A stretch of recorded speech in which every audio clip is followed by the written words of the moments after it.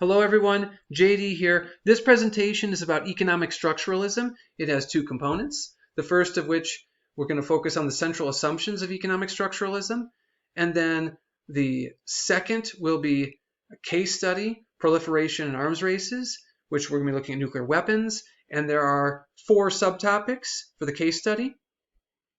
Nuclear apartheid as an extension of economic divide, the economic divide that exists. All right, then secondly, we have peaceful use of nuclear energy for consumption. Thirdly, economic and political costs with acquiring nuclear capabilities. And lastly, security concerns facing developing states. Right, so what I want to say is this. Let's start by just briefly mentioning the 3 strands. We have classical Marxism, we have economic structuralism and dependency theory, and then we also have world systems theory. Those are the 3 that are in your presentation slides that I've written from this other book that I'm using to supplement the materials that you have for the course, right? So, as far as the central assumptions are concerned, there are 4 that I want to talk about here. The first of which is economic class is the key unit of analysis. And of course, this is in the presentation slides. In advanced late stages of capitalism, there are 2 classes within society, the bourgeoisie and the proletariat. And this, we're going to go back to the Communist Manifesto by Marx and Engels. And if you've never read it, I would encourage you to do so. I assign it in political theory. And, people oftentimes think, well, why would you want to read that? Well, because if you want to understand, in this case, if you want to understand economic structuralism, going back to Marx and Engels' work is really important. But I think it's also just a good idea to be aware of it. You'll oftentimes hear people make disparaging remarks about communism. And really, that's because there was this, power struggle during the Cold War between the United States and the former Soviet Union. And it wasn't just these 2 countries, but these are the major players, right? And the United States has a democratic republic with a capitalist economy, or free market economy. And then the former Soviet Union was an autocratic regime. They embraced communism, and it was very much a dictatorship. So there was this global power struggle during the Cold War, which was a large portion of the 20th century.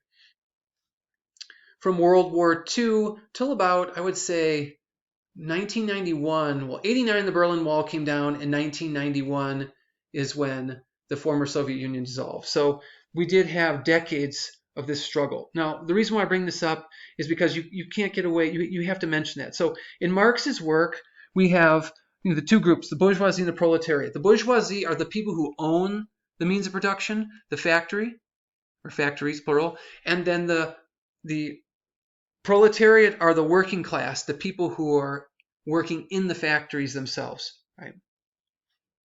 Class conflict is elevated to one among states based on national wealth, resulting in distinct areas. Wealthy industrialized countries constitute the core, while the poorest countries make up the periphery.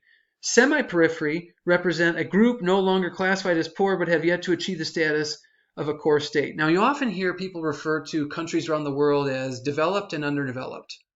The United States would be a developed country, and India might be an example of an underdeveloped country. And when we think about development, we think in terms of the political system, economic system, and also social issues as well. I think it manifests in different ways. Now, the second of the assumptions I want to talk about here, economics must be the driving force in international politics. The behavior is determined by economic motivations of elites within the state as well as economically powerful states in the international system. Right? So think about it this way. In the United States, we have people who have more and people who have less. We live in a very stratified society. Right? There are wealthy people and there are poor people. And most countries have some kind of stratification in what we often refer to as a social class ladder. But this is an issue applied not just within a country, but across the globe among countries or between countries, because there are much different experiences from one place to the next. Such actors do not necessarily consider national interests. They view the state as a vehicle and tool to pursue goals. You think about this, government consists of multiple institutions. Now, we have 3 branches in our system of government. a legislature, an executive, and a judiciary. But there are also a bunch of other players in the political system. Now, I bring this up for a reason. Think about why people make any kind of appeal to government at whatever level, whether it be a federal, state, or local level. They do it because they typically have some kind of interests they want to assert or interests that they want to protect. And this is going on within countries, right? People make use of democratic, in our case, democratic republic, the system, in order to, for lack of a better way of putting it, to get what they want. And there are also other types of global organizations that multiple countries are members of, where they're trying to vie for power and control and try to influence policy decisions that are being made that can influence specific countries or can have an effect on different regions. And so it's important to mention that here. Okay. Thirdly, under central assumptions, they're concerned about stratification, the economic standing, that is, in the international system. Wealth is an important variable, and the distribution among the states define the structure. So who has accumulated more wealth, right? Some countries are wealthier than others. And I also think it's important to mention in here too that it just occurred to me, talking also about trade deficits and debt, the debt that a country owes. Like we have, and when I say we, the United States has a deficit, is running a deficit with multiple countries, Mexico, China, and so forth. And we also owe creditors money. And so that, I think, is something that needs to be put in here because, yes, the United States has an awful lot of wealth, but we do run a deficit and we do accumulate debt. And remember, the terms are both different. The deficit is the difference between the amount of money that you have going out on expenditures and the amount of money you have coming in on tax revenue. And then debt is the amount of money that you owe other people because you've borrowed. So keep that in mind. That definitely can affect a country's position in the world. I just want to throw that in there.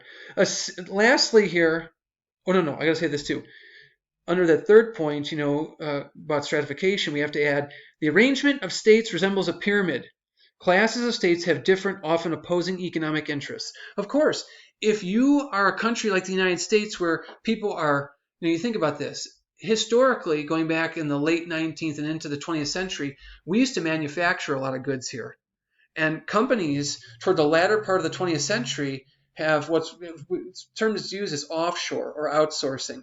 Companies have factories in other parts of the world, in places like China or maybe Mexico or someplace else in the Caribbean, or even in like Vietnam. So we have goods that are being manufactured in other places and they're being sold here because we have a lot of consumers in the United States and people have the income, the disposable income to purchase these products, right? They're being manufactured elsewhere and they're being bought here. But you think about this,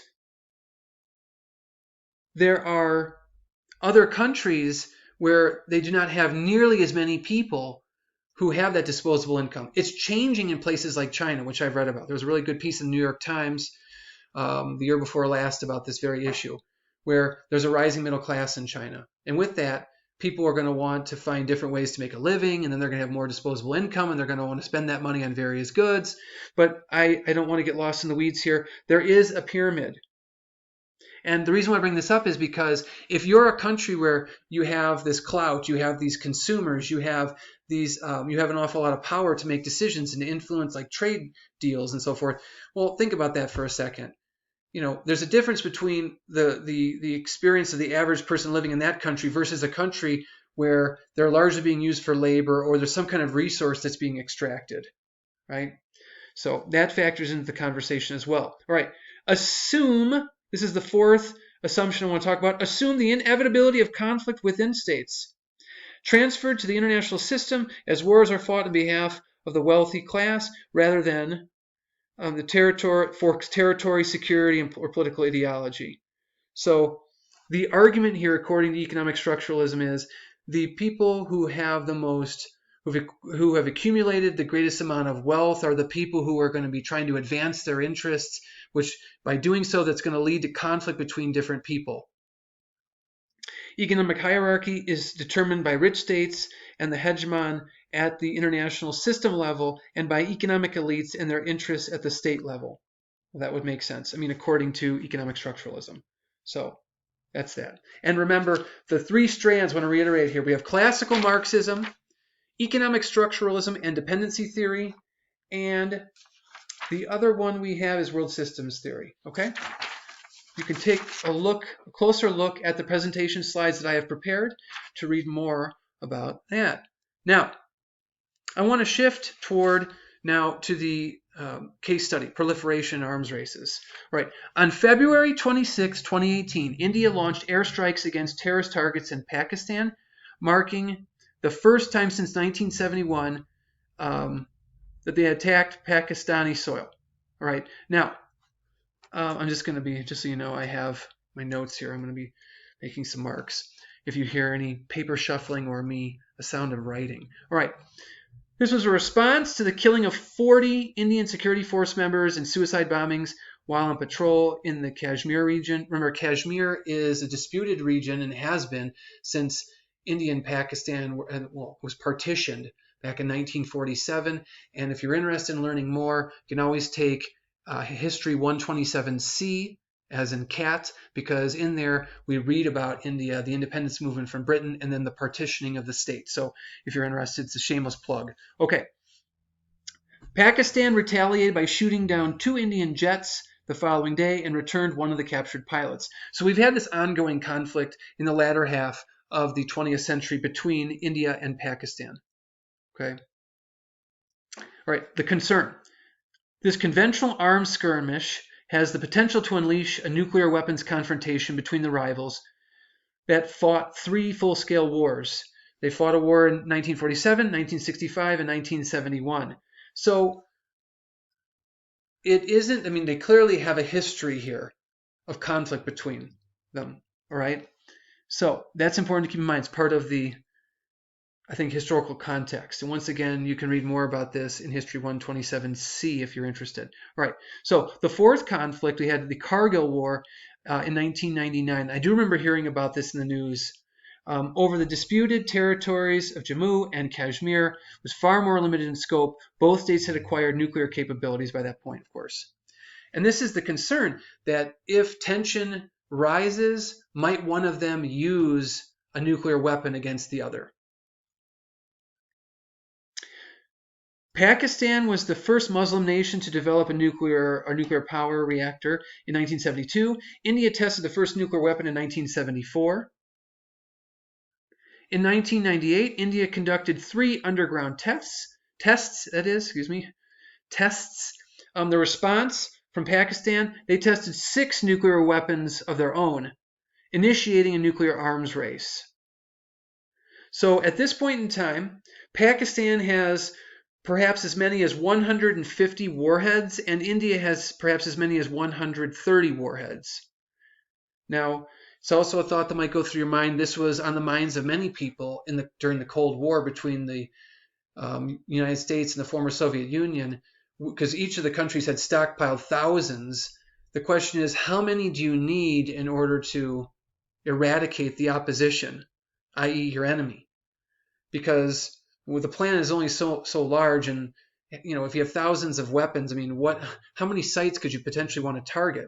Well, I mean, it's interesting that both of them have 100. Well, between the two of them, there are hundreds of warheads, I should say, between the two countries, India and Pakistan. All right, why do India and Pakistan pursue nuclear weapons, and why do they defy international law and refuse to participate in the Non-Proliferation Treaty? Well, the authors of the book I wrote this presentation from talk about what's called horizontal proliferation. All right, there are 4 major points I want to make here, which appear on the screen. The first of which is, the economic structuralist view, the nuclear apartheid is inherent to the Non-Proliferation Treaty, simply an extension of the economic divide between rich and poor states. So this is like another layer of stratification. In other words, certain countries have more money, more power, more influence. Their average citizen is going to be wealthier, where other countries have less of all of what I just listed. And so when it comes to nuclear weapons, the apartheid here is the people who have the weapons, who have more, and people who have less, or the people who have weapons, the people who don't. That's important to keep in mind here. right? The dimension of respectability and prestige, that is being a member of the nuclear club, denotes power and technological achievement. To have that available, even if there's a great likelihood that you would never use the weapons themselves, all right? Many signatories, and that means the countries that signed on to the treaty, point to the inherent inequalities within the treaty, which grants a privileged status to nuclear powers. They define privilege in terms of security, economic power, and regional domination. Right? So the inherent inequalities within the treaty. Certain countries are benefited and others not so much. All right. Failure to gain entry to the nuclear club makes you a second class, or puts a country a second class status within the international community. And think about this for a second. There are 191 parties to the Non-Proliferation Treaty, and the countries that are members that own or have own or control their own weapons are the United States, the United Kingdom, Russia, China, and France, which are considered a nuclear weapon state, or in this case, there's multiple listed, so they're nuclear weapon states, plural. 97% of the member states agreed to a scenario where they can never acquire. So to sign on to this treaty, out of the 191, 97% of those don't even have any nuclear weapons stockpiled. Don't have anywhere near they don't have any technology to even develop them. Many of these countries. Now, Iran and Syria, they're both members of the Non-Proliferation Treaty, have pursued weapons and nuclear technology in violation of the treaty. And then we have Israel, Pakistan, India, and North Korea. North Korea, remember, withdrew in 2003. But all these countries I just listed, that's Israel, Pakistan, India, and North Korea, are not party and have acquired nuclear weapons, so that they do have them, but they have not officially signed on to the Non-Proliferation Treaty. And if I had to offer an explanation for that, is because they don't want to. People who typically, even though these weapons exist and only a handful of countries have them, there are other countries out there that want to acquire them. So it's not in their interest, probably I'm just thinking out loud, it's not in their interest to want to sign on to a treaty that could then tie their hands and keep them from developing the weapons if they so choose. So that's important to think about here. So remember, Israel, Pakistan, India, and North Korea, they all have some form of a nuclear weapon, but they're not signatories of the Non-Proliferation Treaty. Okay, non-nuclear weapon states point to the false promise that's made. The failure to move toward reductions in arsenals required by the Non-Proliferation Treaty. The uneven nuclear relationship perpetuates the dependency argument that rich states want to keep poor states underdeveloped. And then India and Pakistan view the Non-Proliferation Treaty and the International Atomic Energy Agency as a tool of the elite. Right? This all falls under the nuclear apartheid as an extension of the economic divide. Now I want to move on to the second item here. And really it's the second area of concern, according to these authors. This idea of peaceful use of nuclear energy for consumption, which means power. Right. Let's see here. I want to make sure I get this correct.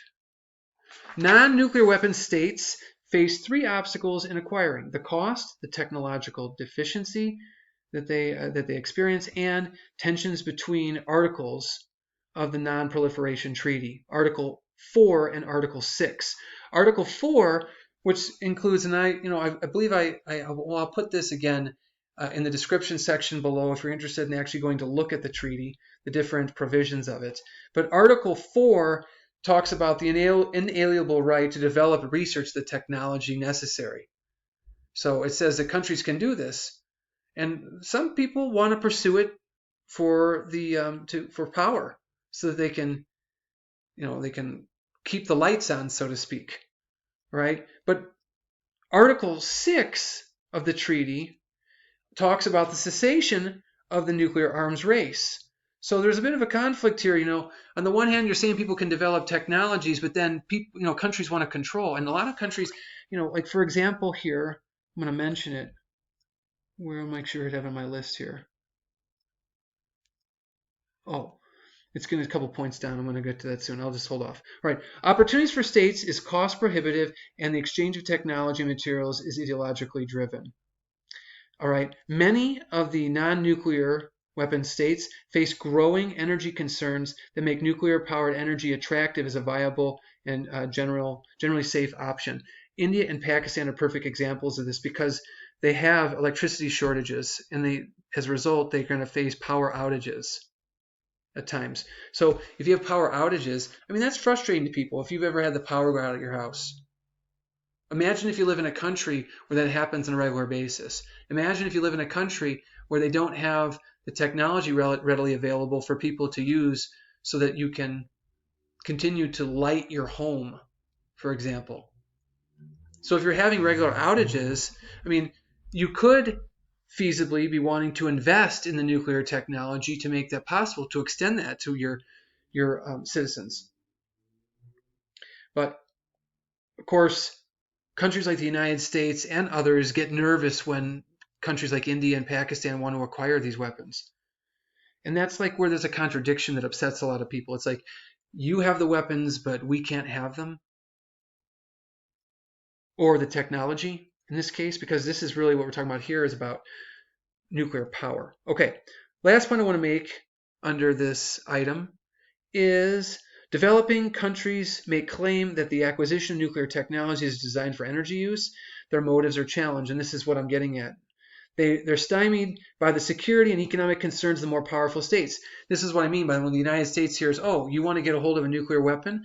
And this is part of the reason why in recent years the United States has been really concerned about Iran, for example, and also North Korea. So the question is, you have this technology. Are you using it for power? Are you using it for weapons? If you're developing weapons, what might you do with that, right? And could someone, another country become a target? North Korea they definitely have the weapons. Iran has claimed that, that whole dispute about the Iran nuclear deal in more recent years has been talking about, they say they want to develop it for energy purposes, but that's when the United States challenges that. We're not alone in challenging that. There are other people who are concerned about it as well. But still, this factors into, when we're talking about economic structuralism, this idea of who gets the technology and who doesn't. And then if you do want to develop the technology for the purpose of generating more power for your citizens, then the developed countries that already have the technology look at these other nations with suspicion. Okay. All right. So the third item under case study is the third area of concern rests with economic and political costs associated with acquiring nuclear capabilities. It's estimated that Pakistan and India have spent billions of dollars annually on the arms race, money that could have built a new reactor each year. So if they're spending money on weapons, they're not spending money on reactors. The weapons are for defensive measures, and the reactors are for providing power to citizens who live there, right? Billions of dollars could be used to address the overwhelming poverty. So if they're also spending that money on nuclear technology, some of these countries, like India in particular, has a lot of folks who are living in or experiencing a level of poverty that's unlike what you see in the United States. All right? It's very serious. Okay. Now, the last item I want to talk about here is the fourth issue fourth issue is security concerns facing developing states in the capitalist international system. There are three items here I want to mention. The central tenet of conflict is inevitable. States put their faith in the concept of deterrence. And there's a big lesson to be learned here from the Cold War, specifically the arms race between the United States and the former Soviet Union. In other words, we build them, they build them. We build more, they build more. And this is done for the purpose of deterring the other. Because you think about it, most rational people do not want to die in a nuclear holocaust, where that's a term that's been used. I don't know if people are still using it as frequently, but no one wants to die in a nuclear blast. And I think, it's not just the blast that's going to hurt people if there is a nuclear war. You're also going to have the radioactive fallout and everything else that comes along with it. So it's important to mention here that if there's conflict out there, really the weapons are developed for the purpose of deterrence. So, essentially, you have the technology available if you need to use it, but you probably don't want to use it. But you develop it because you want to make this. It's like public facing. We have these weapons. We can use them if necessary. All right. Elite maintain control as much through ideas as through violence and other forms of coercion. The U.S. pursued a doctrine of deterrence that convinced rivals and clients that acquisition would prevent rival from attacking. And then lastly, in 1999, India declared a no first use policy. In other words, you're building these weapons, but then at the same time you're saying we're not going to be the one to strike first against another country. Insisting that their nuclear weapons program is meant solely as a deterrent and a retaliation mechanism, which means if someone were to strike your country, you get to fire back. That's what we mean when we say retaliation. Okay? So that is going to wrap up this particular set of, or this particular topic, being economic structuralism. If you look in the discussion, or the description section below the video, you will see a handful of websites that you're more than welcome, that you're highly encouraged to visit if you are interested in learning more about these issues. Thank you for listening. Peace.